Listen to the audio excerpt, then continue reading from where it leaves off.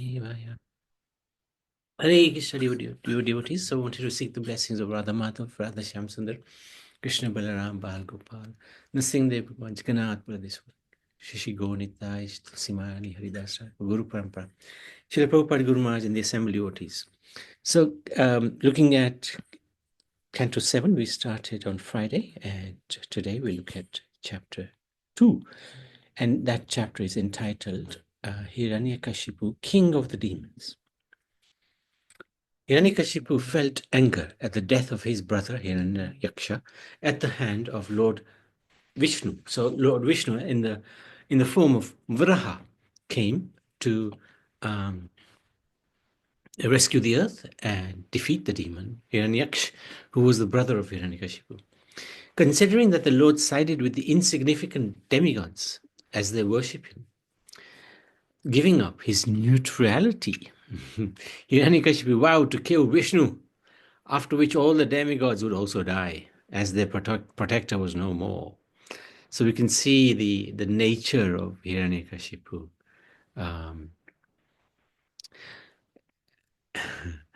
And of course, this is actually to give pleasure to the Lord, which sounds very unusual, pleasure to the Lord.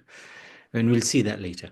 Hiranyakashipu then instructed his demoniac friends to go to earth and destroy all Brahminical culture and good governments. Thus, the demons set fire to the cities, villages, hermitages, cowsheds, gardens, fields, and forests. They cut down trees and broke bridges. Then the demigods also became disturbed as the sacrifices stopped, and they didn't get their oblations. So they left heaven, began wandering the earth. After the death of his brother, Hiranyakashipu consoled his mother, Diti, and sister-in-law, Rushabhanu, and his nephews, Sakuni and Sambhara. So this is Hiranyakashipu. He's consoling his mother. Although angry, being a politician, he knew how to act and preached as follows. He said, "No one should lament for the death of a great hero.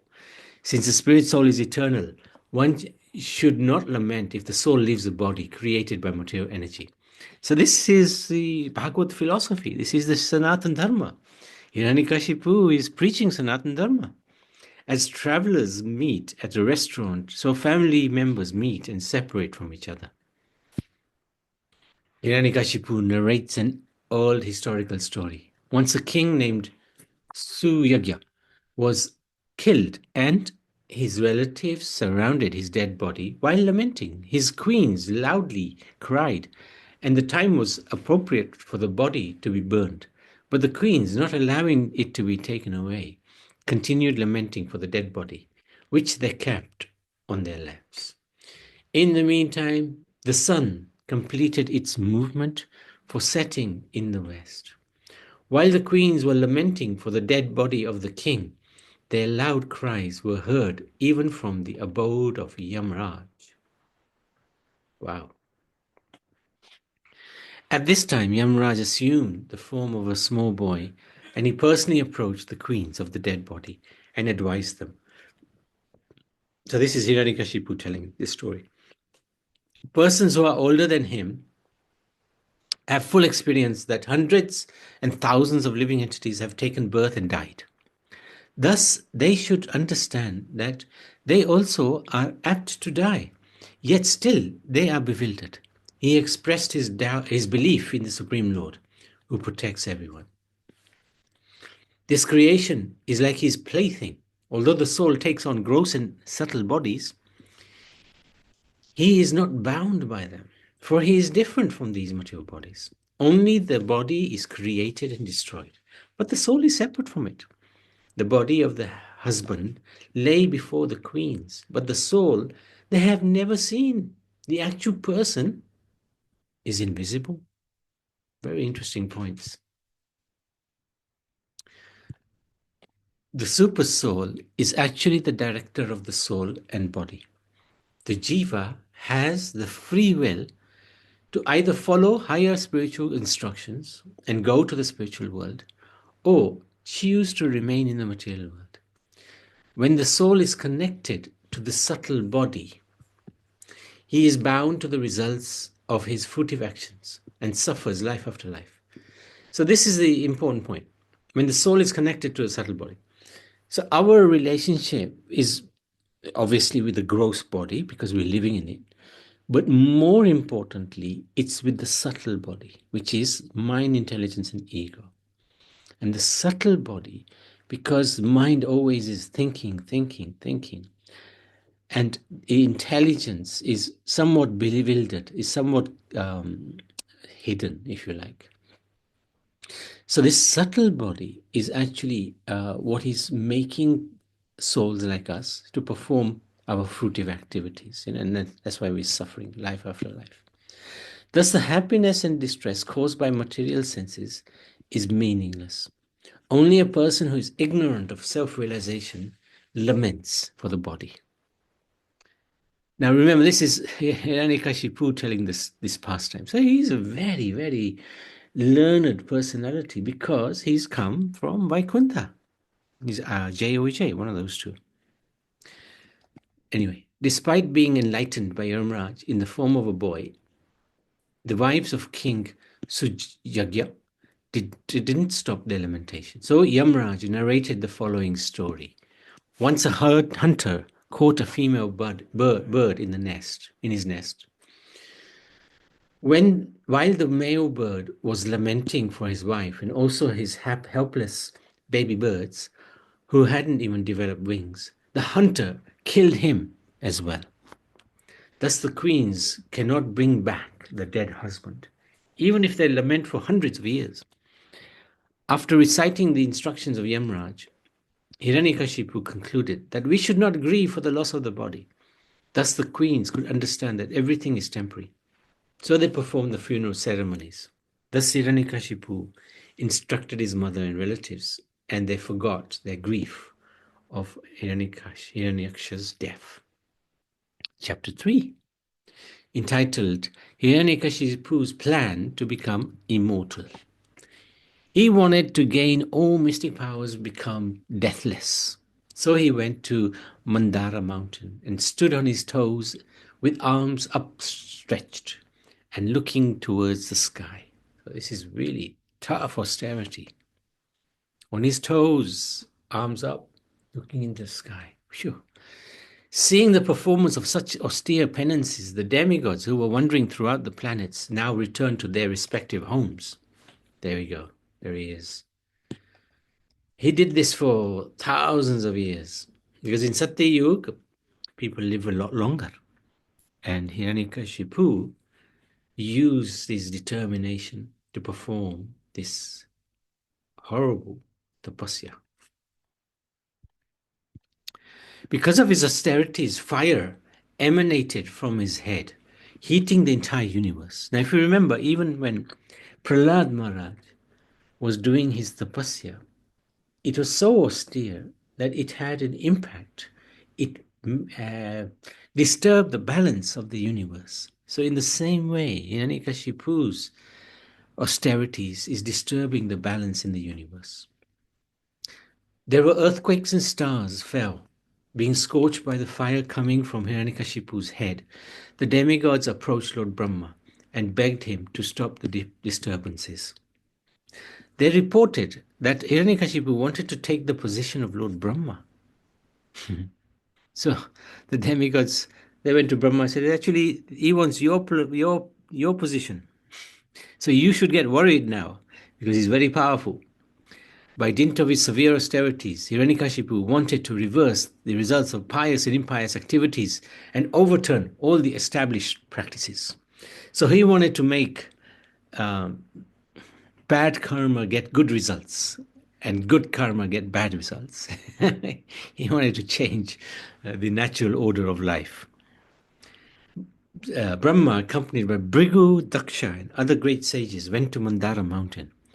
Initially, he could not see Hiranyakashipu, whose body had been covered by an huge anthill, grass and bamboo as well. The ants had eaten his flesh, skin, blood, and he was living in his bones. Spotting him, Brahma was amazed, and he spoke to him.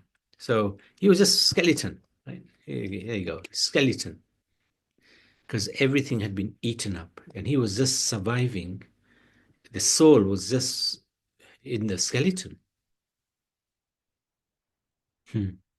So Brahma arrives. Lord Brahma told Hiranyakashipu that he was perfect in austerities and was astonished to see his endurance. In spite of being um, eaten and bitten by all kinds of worms and ants, Hiranyakashipu was keeping his life air circulating within his bones for 100 celestial years. Brahma said that he can ask for anything he desires. So Brahma wanted to pacify Hiranyakashipu. He knew this is a crazy fellow. What could he do? After Lord Brahma sprinkled Hiranyakashipu's body with divine water from his Kamandalu, Hiranyakashipu got a beautiful, strong body. So immediately the skeleton turned into a handsome, body. After paying his obeisances, Hiranyakashipu praised Lord Brahma as the shelter of the modes of nature, the cause of all manifestations, the controller of all desires. As the Vedas personified, Brahma inspired the Yagnik Brahmins to perform ritualistic ceremonies. Actually, this praise belongs to the Supreme Lord, as Lord Brahma is only the secondary creator, whilst Krishna is the original creator and the master of the cosmic manifestation. So Lord Brahma actually, he can do these things, but because of the power given to him by Lord Krishna. Hiranyakashipu requests Brahma to make him deathless. He wants immortality, not to be killed. Actually, he asked for that first. Let me become immortal. And Brahma said, well, I can't grant you that because even I have to die. I have a long life, no doubt. I live for 311 trillion 40 billion years. But even I have to die. Ask for something else. Okay. So Hiranyakashipu thought, say, okay, if you can't give me that immortality, let me not be killed by any living entity of his creation. Let me not be killed inside or outside, nor in the day or night, nor on the ground or sky. Oops.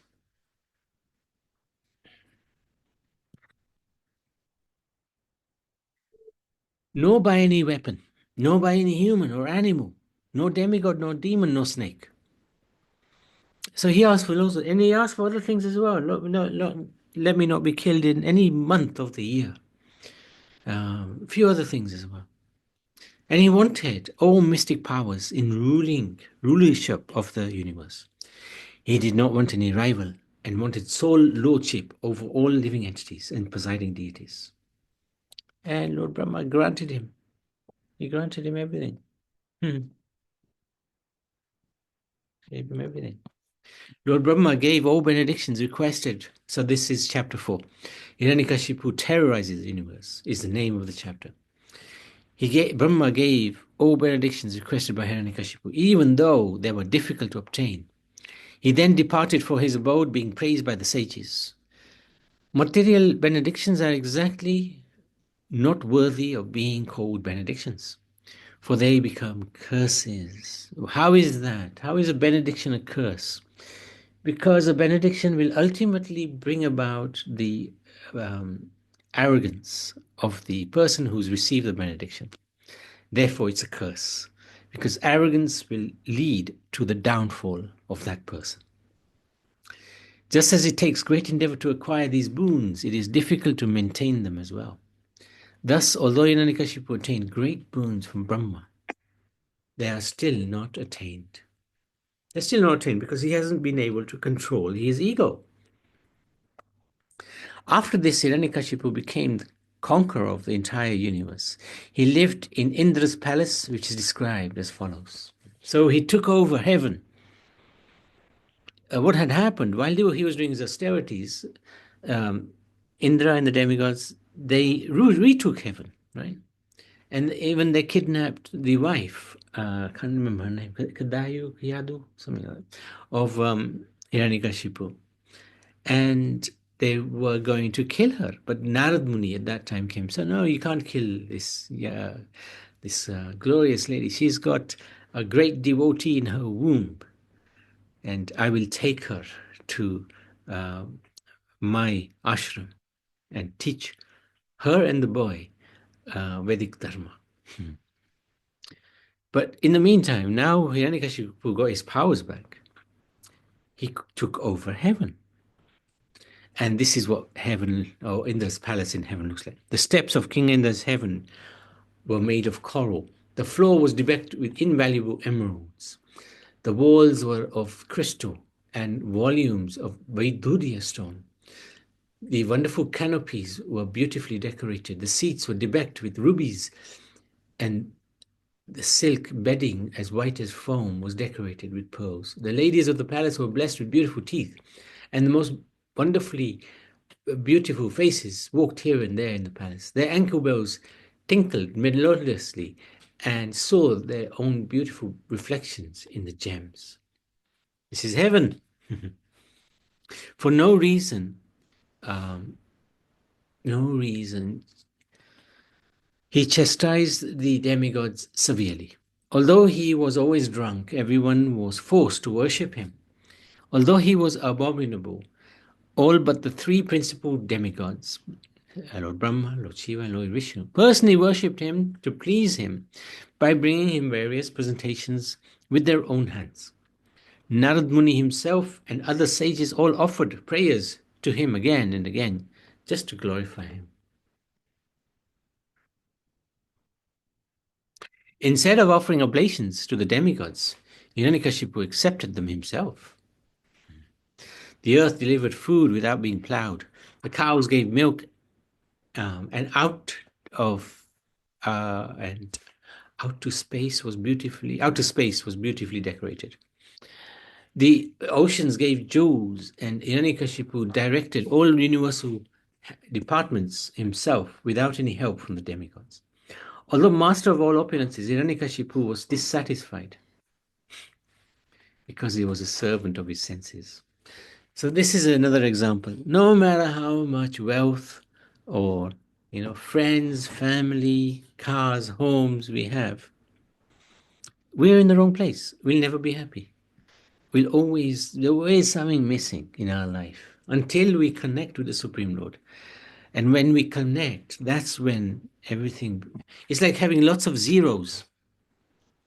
But if we add one before all the zeros, then we got some value to us. And that one is the Lord, Shri Krishna. Without sleep, fully controlling their minds and living on only their breath, the distressed demigods meditated on Lord Vishnu. Why worship the demigods when they themselves worship Vishnu for protection? So this is a very important point. People often worship devatas. Well, what's the point? The worship is exclusively for Vishnu. We respect the devatas because they're great devotees of Vishnu. The Lord spoke to the demigods from the sky, asking them to be patient and reassuring them that he would surely stop Hiranyakashipu's reign of terror. When Hiranyakashipu torments his son Prahlad, who will be peaceful without enemies and all great devotees, the Lord would appear and kill him, Hiranyakashipu, despite the benedictions of Brahma. So this is the demigods appealing to Lord Vishnu. So, Hiranyakashipu had 4 good sons, the best of whom was Prahlad, who was the reservoir of all transcendent qualities, because he was a pure devotee of the Lord. His qualities are described as follows. He was completely cultured as a qualified Brahmin. So this is Prahlad Maharaj. He has such amazing qualities. He's gold standard of devotee. Having very good character and being determined to understand the absolute truth. He had full control of his senses and mind. Like the super soul, he was kind to every living entity and was the best friend of everyone. To respectable persons, he acted like a menial servant. To the poor, he was like a father. To his equals, he was attached like a sympathetic brother. and he considered his teachers, gurus, and other god brothers to be as good as the Supreme Lord. He was completely free from unnatural pride that might have arisen from his background. He was the son of the ruler of the universe. Unlike the other asuras, he was never envious of Vaishnavas. He was not agitated when put into danger. And he was neither directly or indirectly interested in fruitive activities given in the Vedas. Indeed, he considered everything material to be useless. Therefore, he was completely devoid of material desires. He always controlled his senses and life air. And being of steady intelligence and determination, he subdued all lusty desires. So this is Prahlad, phenomenal character. See, from his childhood, Prahlad was absorbed in Krishna consciousness, being always embraced by the Lord. He was unaware of his bodily necessities were being automatically performed. Bhakti is unconditional. Although born in demoniac family, he had no danger from bad association. His symptoms of ecstasy are as follows. So this is really worth reading again and again, because Prahlad is such a phenomenal devotee. He sometimes cried when his mind was agitated due to the Lord's absence, sometimes laughed upon seeing the Lord again, sometimes expressed jubilation upon thinking of the Lord, sometimes sang loudly due to intense love for the Lord, sometimes upon seeing the Lord, Prahlad Maharaj would loudly call in full anxiety. He sometimes lost his shyness in jubilation and began dancing in ecstasy. Sometimes fully absorbed in Krishna, he felt oneness and imitated the pastime of the Lord. Sometimes feeling the touch of the Lord's lotus hands, his jubilant remained silent. His hairs standing on end, and tears gliding down from his eyes because of his love for the Lord. So he had constant association with the Lord. Hiranyakashipu, he tormented his own son simply because he was a great devotee. So now Yudhishthir, because this is a conversation between Yudhishthir and Sri Krishna, he was shocked. Why a father could want to kill his own son, who was so well behaved, and asked for clarification from Sukadeva Goswami. And we will see that clarification in the next few chapters. So, any questions, any comments? These are phenomenal pastimes now. Life-changing pastimes. Hare Krishna, Prabhuji. Hare Krishna, Praveen. Sorry, I put the video on. First, happy Narsi Jayanti, which was yesterday. Yeah. I couldn't do it because I had a family in the house. Mm. So I just prayed in the morning when I was praying. And I just said, sorry, I can't do it today. Mm. Anyway, in this chapter, I mean, Prahlad's father, Hiranyakashipu, I mean, we have listened the story again. Yes, And correct. he was against his child, but he only wanted him to believe in him. Yeah, that's correct. That's all he wanted. Yes. And that's why he kept punishing or giving him Yes. different type of Yes. you do this, then in the end, his father is dead because he said that, tell me, where is your God? Correct. Especially because everybody was worshipping him as God. The Brahmins, the Kshatriyas, the demigods, except Brahma, Vishnu, Shiva. Everybody. But this So little... why was then Because everybody they were scared of him. believing? They were scared of him. Oh, they were, yeah. Yeah. Because he was not very good, that's why. Yeah. Yeah. But only this little 5-year-old boy. He was not So that really made Hiranyakashipu very, very angry. angry, yeah. Very, very angry. Yeah. And he couldn't tolerate. Not tolerate, yeah. Good, nice story today. Really enjoyed. Thank you so much, Praveen. Hare Krishna, Prabhuji. Hare Krishna. So, yeah, can you mute me because oh yeah, I'm having I can't get the Yeah, the yeah. bottom line where all No, the no problem. signs are coming. Oh, okay. No problem. No problem. I keep Oops. Sorry, I muted you. Apologies, Praveen. So, you might have to again reboot it, reinstall the app, Zoom app. Anyway, Srimad Bhagavad Puran ki jai, Prahlad Maharaj ki jai.